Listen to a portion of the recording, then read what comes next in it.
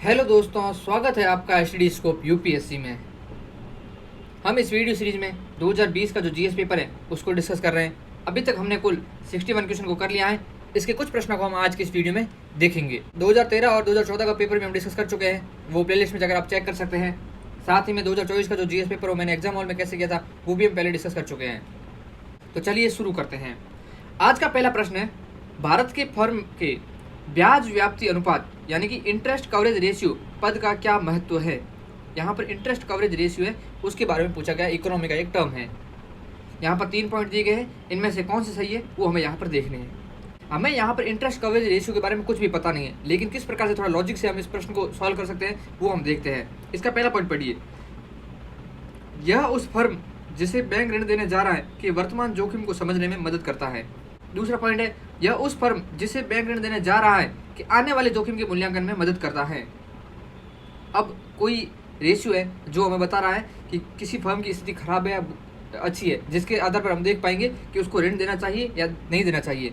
तो पहला पॉइंट यही बात कर रहा है। दूसरा पॉइंट बात कर रहा है भविष्य की, कि भविष्य में उसको ऋण देना चाहिए नहीं देना चाहिए। तो अगर वर्तमान के बारे में थोड़ा बहुत पता चल रहा है कि फर्म की स्थिति कैसी है, इसके माध्यम से हमें इसके बारे में वैसे कुछ नहीं पता, हम इन 2 पॉइंट को सोच रहे हैं बस। अगर पहला पॉइंट कह रहा है कि वर्तमान में ऋण देने के बारे में हम इसको सोच सकते हैं कि अगर उसका जो आईसीआर है वो कैसा है उसके बेस पर, तो भविष्य में भी तो सोचा जा सकता है। यानी कि अगर पहला पॉइंट सही है तो दूसरा भी सही होगा ही होगा। यानी कि जहाँ पर 1 और 2 साथ में नहीं है उन पॉइंट को हम एलिमिनेट कर सकते हैं। इस प्रकार से भी हमें एग्जाम में सोचना चाहिए। तो यहाँ पर पहला और दूसरा कैंसिल हुआ तो बी और सी तो कैंसिल आउट हो गए। अब बचा ए और डी। हमें तीसरे पॉइंट के बारे में सोचना है। तीसरा पॉइंट क्या है, उधार लेने वाली फर्म का ब्याज व्याप्ति अनुपात जितना अधिक होगा उसकी ऋण समाशोधन क्षमता उतनी ही खराब होगी। ये पॉइंट है वो गलत है। ब्याज व्याप्ति अनुपात जितना अधिक होता है उतनी ही उस फर्म की स्थिति अच्छी होती है, खराब नहीं होती है। हम अभी जो ब्याज व्याप्ति अनुपात या इंटरेस्ट कवरेज रेशियो है उसको हम देखेंगे कि ये है क्या। इंटरेस्ट कवरेज रेशियो क्या होता है, यह किसी फर्म की ब्याज भुगतान दायित्व को पूरा करने की क्षमता का माप है। फॉर एग्जाम्पल आप समझिए कि कोई फर्म है ए, वो क्या कर रही है, लोन ले रही है, और यहाँ पर आईसीआर ये बताएगा कि उसकी कितनी क्षमता है कि वो इस लोन को चुका पाएगी। यानी कि जितना आईसीआर का मान अधिक होगा उतनी उस फर्म की लोन चुकाने की स्थिति अच्छी होगी, यही दिखाता है। यह किसी फर्म की ब्याज भुगतान दायित्व, जो ब्याज उसने लिया है उसको भुगतान करने के जो दायित्व है उसको पूरा करने की क्षमता की माप है। यानी कि इसका मान जितना अधिक होगा उतनी ही इसकी स्थिति अच्छी होगी। जैसे कि किसी ने 100 रुपये का लोन दिया है और उस जो फर्म है उसकी पूरी वैल्यू कितनी, 1000 रुपये की। यानी कि जितना उसने लोन लिया है उसकी 10 गुना उसके पास क्या है, पूरी वैल्यू है। तो यानी कि वो अपना जो ब्याज है वो चुका सकता है, क्योंकि उसके पास कितना पड़ा है, पैसा काफ़ी अच्छा खासा पड़ा है। इसे बोलते हैं आईसीआर।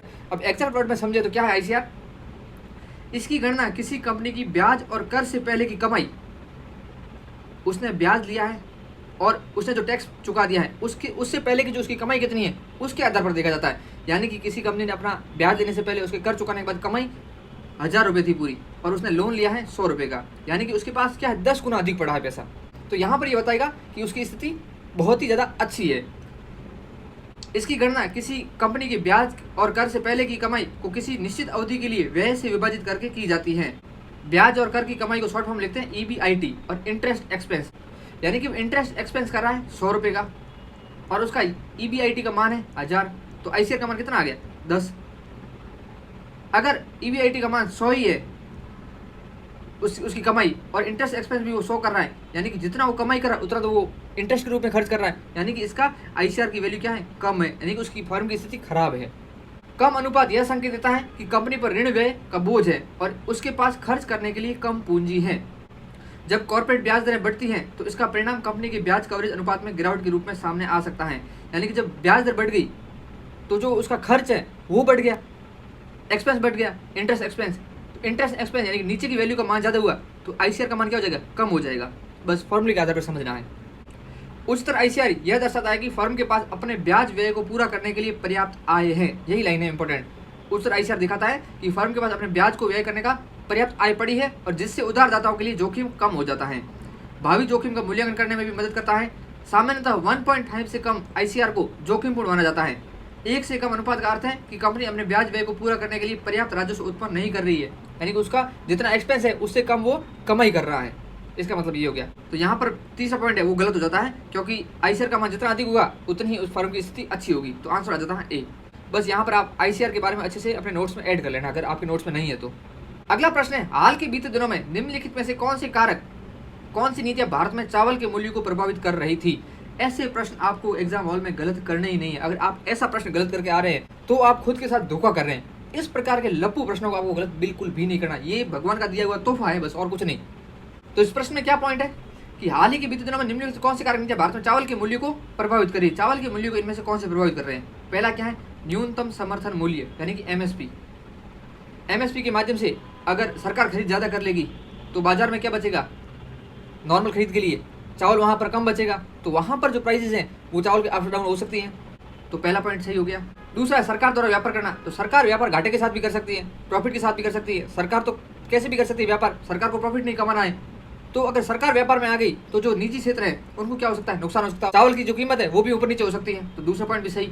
तीसरा है सरकार द्वारा भंडारण करना। सरकार ने भंडारण कर दिया, बाजार में चावल ही कम बचे, यानी कि मांग अधिक है, चावल बाजार में कम हो गए, तो जो चावल की कीमत है वो ऊपर नीचे हो सकती है। चौथा है उपभोक्ता सहायकी या सब्सिडी। उपभोक्ता सब्सिडी है वो WTO इसके लिए मना करता है। इसके कारण क्या होता है? जो व्यापार है उसके अंदर अनियमितता आती है, जिससे WTO मना करता है, इसलिए यह भी पॉइंट हो जाता है सही। तो आंसर हो गया डी। बहुत ही साधारण प्रश्न, ऐसे प्रश्नों को गलत बिल्कुल भी नहीं करना, बस जनरल सोचना है, इसमें ज्यादा दिमाग लगाना ही नहीं है। चलते हैं अगले प्रश्न पर। अगला प्रश्न है, निम्नलिखित कथनों पर विचार कीजिए। यह प्रश्न भी बहुत ही ज्यादा आसान है, ऐसे प्रश्न को भी गलत बिल्कुल भी नहीं करना आपको। पहला पॉइंट है, पिछले दशक में भारत श्रीलंका व्यापार के मूल्य में सतत वृद्धि हुई है। जो पिछला दशक था यानी कि 2010 से लेके 2020 तक का जो दशक रहा है, उस समय भारत और श्रीलंका के जो व्यापार के मूल्य है उसमें निरंतर वृद्धि हुई, सतत वृद्धि हुई। ऐसा पॉसिबल नहीं है। 10 साल के अंदर कभी तो व्यापार ज्यादा हो सकता है, कभी कम भी हो सकता है। जैसे कि किसी वर्ष व्यापार 1000 पहुंच गया, उसके बाद 900 पे आ गया, वापस 1100 पे पहुंच गया, वापस 1150 पे आ गया, या फिर 1050 पे आ गया। तो ऊपर नीचे होता रहता है व्यापार, तो निरंतर वृद्धि। इस प्रकार के जो आर्स स्टेटमेंट है उनको हम कैंसिल कर सकते हैं।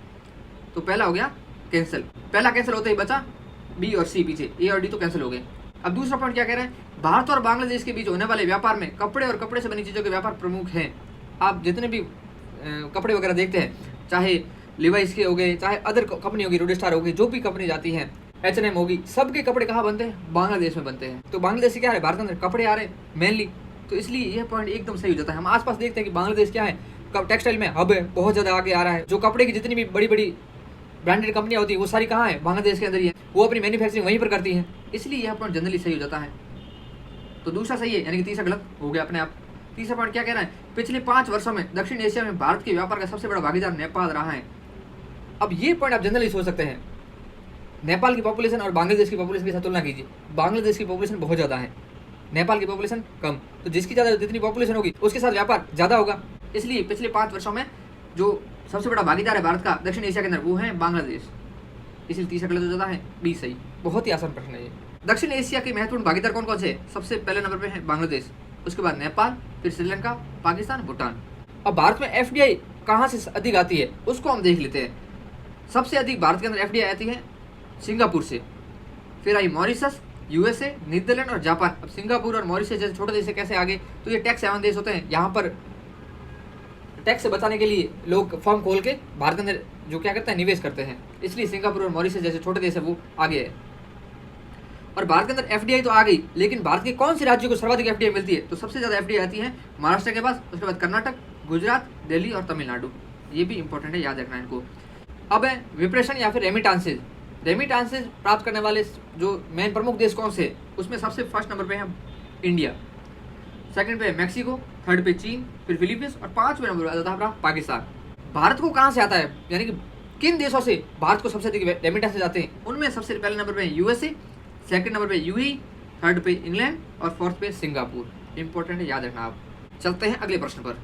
अगला प्रश्न है, निम्नलिखित में से किस समूह के सभी चारों देश G20 के सदस्य हैं? बहुत ज्यादा आसान प्रश्न है, G20 के सदस्य के बारे में पूछा है, इससे आसान प्रश्न क्या हो सकता है? अब सबसे पहले यहाँ पर एक चीज हमें अगर पता हो कि जो आसियान कंट्री है, आसियान कंट्री के अंदर जो जितने भी देश है, कितने 10 देश है, उनमें से एक देश ही G20 का मेंबर है। वो कौन सा है? इंडोनेशिया, जिसमें 2022 की G20 मीटिंग हुई थी, इंडोनेशिया में हुई थी। तो यहाँ पर देखिए दूसरे पॉइंट में क्या है? मलेशिया आसियान कंट्री का मेंबर, ये मेंबर नहीं है। तीसरे पॉइंट में देखिए वियतनाम मेंबर नहीं है। चौथे पॉइंट में देखिए सिंगापुर मेंबर नहीं है। आंसर हो गया अपना ए। बहुत ही साधारण प्रश्न। अब देख लेते हैं G20 के बारे में थोड़ा बहुत। G20 की स्थापना 1999 में जो एशियन फाइनेंशियल क्राइसिस आया था उसके बाद इसकी स्थापना हुई थी। जो फाइनेंस मिनिस्टर और सेंट्रल बैंक गवर्नर थे उनकी मीटिंग के साथ। 2007 में इसको अपडेट कर दिया गया और जो देश के प्रमुख है वो अब इसमें G20 में शामिल होने लगे। पहले कौन होते थे? फाइनेंस मिनिस्टर और गवर्नर, क्योंकि ये सबसे पहले जो वैश्विक वित्तीय व्यवस्था है उसको सुचारू रूप से संचालित करने के लिए आया था। क्योंकि अंदर G20 के देश है वो कौन है? जो मेजरली जो मेन इकोनॉमिक रूप से सक्षम देश है वही है इसके मेंबर है। 2009 में डिजाइन कर दिया इसको किस रूप में? इंटरनेशनल इकोनॉमिक कोऑपरेशन के रूप में। अभी G20 में कितने सदस्य हैं? 21 सदस्य है। कौन कौन से? यहाँ पर देखिए, Argentina, Australia, Brazil, Canada, China, France, India, Italy, Mexico, Turkey, African union जो अभी मेंबर बना था 2023 में, European union, United state, UK, south Africa, Saudi Arabia, Korea, south Korea, Russia, Japan, Indonesia, Germany, ये इसके मेंबर है। आसान तरीका क्या है याद रखने का? आप इसको रीजन वाइज याद रखिए। जैसे कि साउथ अमेरिका के अंदर कौन मेंबर है इसमें? अर्जेंटीना और ब्राज़ील, बस 2 मेंबर है। फिर आप याद रखिए कि जो नॉर्थ अमेरिका है उसमें कौन मेंबर है? उसमें मैक्सिको भी है इसका मेंबर, उसमें कनाडा भी है, उसमें यूएसए तो है ही। 2024 में जो G20 की मीटिंग हुई थी वो कहाँ हुई थी? ब्राज़ील के अंदर। 2025 की होगी कहाँ? साउथ अफ्रीका में। और 2026 की होगी यूएसए के अंदर। 2023 की भारत में हुई थी। भारत की G20 की थीम थी वसुधैव कुटुंबकम। 2023 G20 के मुख्य पॉइंट क्या थे? भारत ने ग्लोबल बायोफ्यूल अलायंस लॉन्च किया था और साथ ही में IMEC, India middle east Europe economic corridor, इसकी स्थापना की थी। साथ में अफ्रीकन यूनियन को इसका G20 का मेंबर बना दिया था। 85% वर्ल्ड की GDP वाले देश है वो इसके सदस्य हैं। 75% वर्ल्ड ट्रेड आ जाता है इसके अंदर और 66% वर्ल्ड की पॉपुलेशन इसमें आ जाती है। किसमें? G20 के देशों के में। G20 का कोई सचिवालय नहीं है। 2024 में जो G20 की मीटिंग हुई थी उसके क्या मेजर आउटकम थे? उसमें था एक तो global hunger and poverty alliance बना था और SDG 18 को G20 की प्राथमिकताओं में एक प्रमुख तत्व के रूप में शामिल किया। SDG 18, पहले SDG कितने थे? 17 थे। SDG 18 को एक अलग से जोड़ा गया है G20 के उद्देश्यों के रूप में। SDG 18 क्या है? जातीय नस्लीय समानता पर ध्यान केंद्रित करना। इंपॉर्टेंट है, कभी इंपॉर्टेंट है, प्रश्न आ जाए, इसको याद रखना आप। तो ये तो हो गया G20 के बारे में। चलते हैं अगले प्रश्न पर। अगला प्रश्न है, किसान क्रेडिट कार्ड योजना के अंतर्गत निम्नलिखित में से किन किन उद्देश्यों के लिए कृषकों को अल्पकालीन ऋण समर्थन उपलब्ध कराया जाता है? यहाँ पर बात ही आ गई है प्रश्न में ही, अल्पकालीन ऋण। सीधा प्रश्न में यूपीएससी ने दे दिया आपको। अब आप इस प्रश्न को सॉल्व नहीं कर पाए तब तो क्या ही बताएं फिर। अब यहाँ पर पॉइंट देखिए, परिवार के लिए घर निर्माण तथा गांव में शीतकार सुविधा की स्थापना के लिए कहाँ पर केसीसी मिलता है व्यक्ति को, और वो भी कहाँ पर? उसके खेत के लिए। उसको खेत दिखाना पड़ता है, ये मेरा खेत है। उस खेत के आधार पर क्या मिलता है उसको? केसीसी के तहत लोन मिलता है। यहाँ पर बोला है गांव में शीतकार। भाई केसीसी जो है वो मेरी खेत के लिए रहा है, तो गांव की बात कहाँ से आ गई? यहाँ पर 5 पॉइंट यहाँ पर सीधा एलिमिनेट हो जाता है।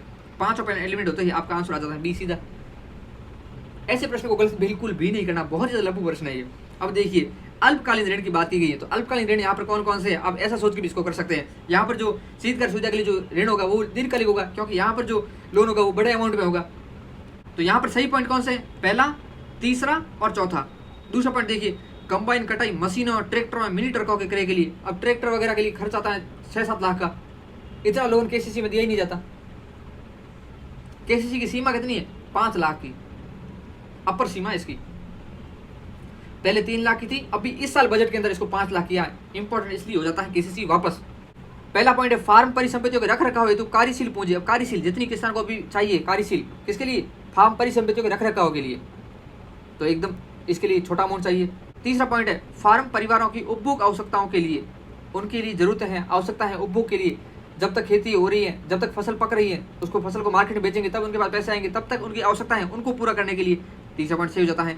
चौथा है, फसल कटाई के बाद के खर्चों के लिए। फसल कटा दी, अब उसके बाद उनको क्या करना है? कहाँ ले जाना है? उसको बेचने के लिए मंडी ले जाना है, तो किराया चाहिए। उन खर्चों के लिए भी केसीसी काम आती है, तो इसका आंसर होता है बी। अब केसीसी के बारे में थोड़ा जान लेते हैं। केसीसी किसान क्रेडिट कार्ड, यह योजना 1998 में शुरू की गई थी ताकि किसानों को उनकी खेती और अन्य जरूरतों जैसे कि बीज, उर्वरक, कीटनाशक आदि जैसे कृषि इनपुट को खरीदे उनकी उत्पादन आवश्यकताओं के लिए नकदी प्राप्त करने के लिए लचीली और सरलीकृत प्रक्रिया के साथ एकल खिड़की के तहत बैंकिंग प्रणाली से पर्याप्त और समय पर ऋण सहायता प्रदान की जा सके। यह इसका उद्देश्य था। मैं अगला पॉइंट है, वर्ष 2004 में इस योजना को किसानों की निवेश ऋण आवश्यकता अर्थात संबंध और गैर कृषि गतिविधियों के लिए आगे बढ़ाया। गैर कृषि गतिविधियां होती है छोटी मोटी, उनके लिए भी केसीसी प्रदान की जा सकती है। तीसरा है बजट 2018-19 में सरकार ने मत्स्य पालन और पशुपालन करने वाले किसानों को भी किसान क्रेडिट कार्ड की सुविधा देने की घोषणा की। तो जो मत्स्य पालन है या पशुपालक है उनको भी केसीसी प्रदान की जा सकती है ताकि उनकी कार्यशील पूंजी की जरूरतों को पूरा करने में मदद मिले। कार्यान्वयन एजेंसियां कौन कौन सी, यानी कि कौन केसीसी प्रदान कर सकती है?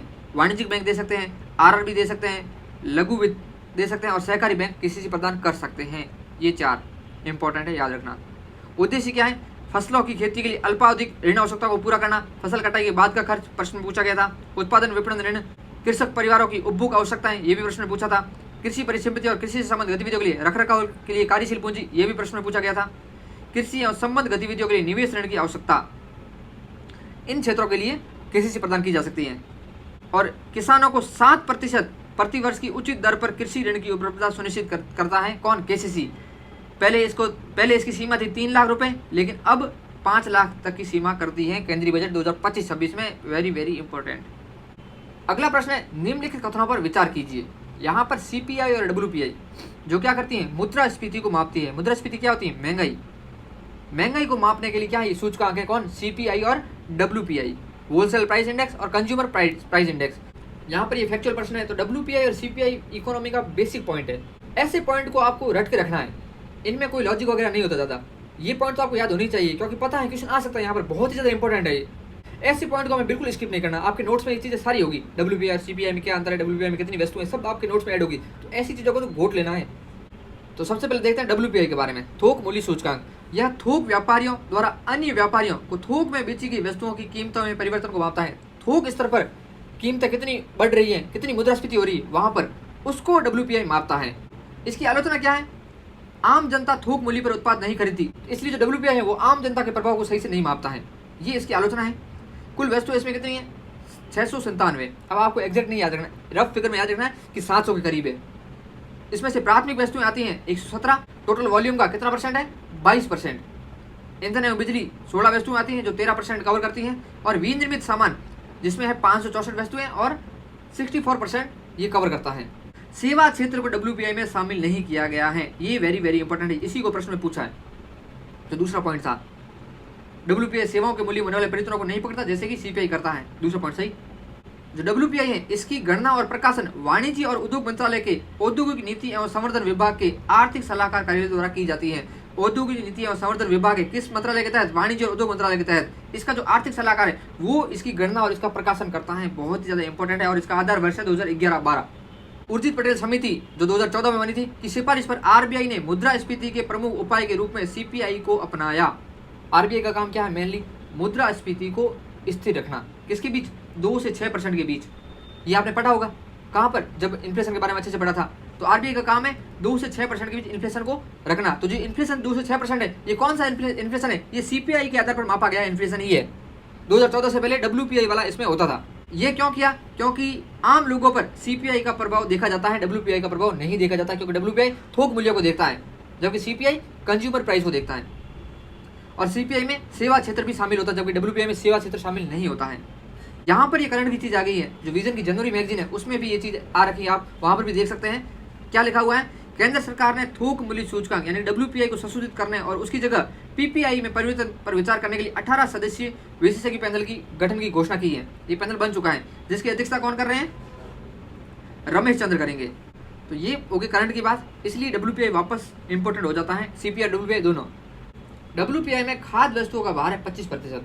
टोटल जो खाद्य वस्तुएं आती है, अभी हमने देखा था 697 वस्तुएं होती हैं, उसमें जो खाद्य वस्तुएं हैं वो टोटल वॉल्यूम कितना है? 25% है। इसको भी प्रश्न में पूछा गया सीपीआई से कंपेयर करके। अब दूसरा था सीपीआई उपभोक्ता मूल्य सूचकांक। सीपीआई वस्तुओं और सेवाएं, जबकि डब्ल्यूपीआई सिर्फ वस्तुओं को मापता है। सीपीआई वस्तुओं और सेवाओं की एक निश्चित टोकरी की कीमतों में औसत परिवर्तन को मापता है जिसका उपभोग आमतौर पर परिवार करते हैं, यानी कि परिवार स्तर पर यह मुद्रास्फीति को मापता है। सीपीआई की विभिन्न श्रेणियां क्या है? खाद्य एवं पेय पदार्थ जो टोटल का कितना परसेंट है? 45% है। आवास 10% है टोटल वॉल्यूम का। वस्त्र एवं जूते 6.53%। ईंधन 6.84%। यहाँ पर ये प्रतिशत लिखा हुआ ये क्या है? जैसे कि टोटल वस्तुएं हैं उनमें से खाद्य एवं पेय पदार्थ की वस्तुओं का कितना भार है, जो जितने मापते हैं महंगाई, उसमें से खाद्य एवं पेय पदार्थ की जो वस्तु उनका भार है 45% के करीब। ये चीज है प्रतिशत। इसका प्रकाशन कौन करता है? वो है एनएसएसओ करता है, जो किस मंत्रालय के तहत आता है? सांख्यिकी और कार्यक्रम कार्यान्वयन मंत्रालय के तहत आता है। इंपॉर्टेंट। WPI को कौन मापता है?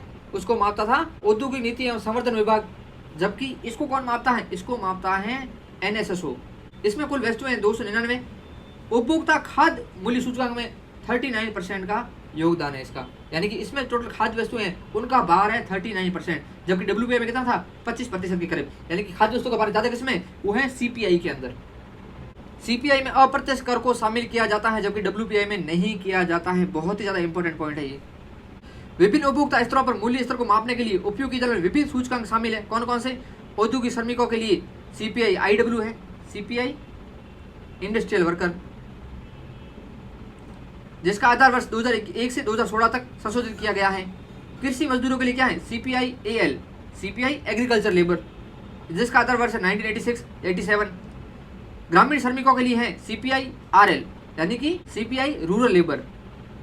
CPI industrial labour, agriculture labour और रूरल लेबर को श्रम और रोजगार मंत्रालय के श्रम ब्यूरो द्वारा प्रकाशित किया जाता है। इनको कौन मापता है? इनको मापता है तीनों को श्रम ब्यूरो, जो किसके तहत आता है? श्रम मंत्रालय के तहत। वर्तमान में मनरेगा मजदूरी CPI एग्रीकल्चर लेबर के में जुड़ी हुई है और इसको सरकार का प्रस्ताव है कि इसे CPI रूरल लेबर में जोड़ा जाए। तो प्रश्न आ जाए, मनरेगा के तहत जो मुद्रास्फीति काउंट होती है, क्या वो CPI रूरल लेबर के तहत काउंट होती है? तो आप समझ लेंगे कि जो मनरेगा है वो कहाँ चलती है? ग्रामीण क्षेत्रों में चलती है। तो क्या पता रूरल लेबर सही हो, लेकिन इसका स्पेसिफिक पॉइंट लिखा हुआ यहाँ पर, यह CPI एग्रीकल्चर लेबर से जुड़ी हुई है। CPI IW का उपयोग महंगाई भत्ते की गणना के लिए किया जाता है। महंगाई भत्ता जो होता है डेयरनेस अलाउंस, उसका वह काउंट होता है CPI IW के आधार पर। और एक आती है CPI शहरी, CPI ग्रामीण और CPI संयुक्त। इसको मापता है कौन? NSSO। राष्ट्रीय स्तर पर खुदरा मुद्रास्फीति को मापता है। ये आधार वर्ष है इसका 2012। आधार वर्ष में इनका याद रखना बहुत ज्यादा इंपॉर्टेंट होते हैं। तो ये हो गया यहाँ पर CPI WPI के बारे में। अब देखिए प्रश्न को, पहला पॉइंट क्या है? खाद्य वस्तुओं का CPI में भार उनकी WPI में दी गई भार से अधिक है। अभी देखा था खाद्य CPI में कितना भार था खाद्य वस्तु का? 39%। WPI में कितना था? 25%। तो पॉइंट हो जाता है करेक्ट।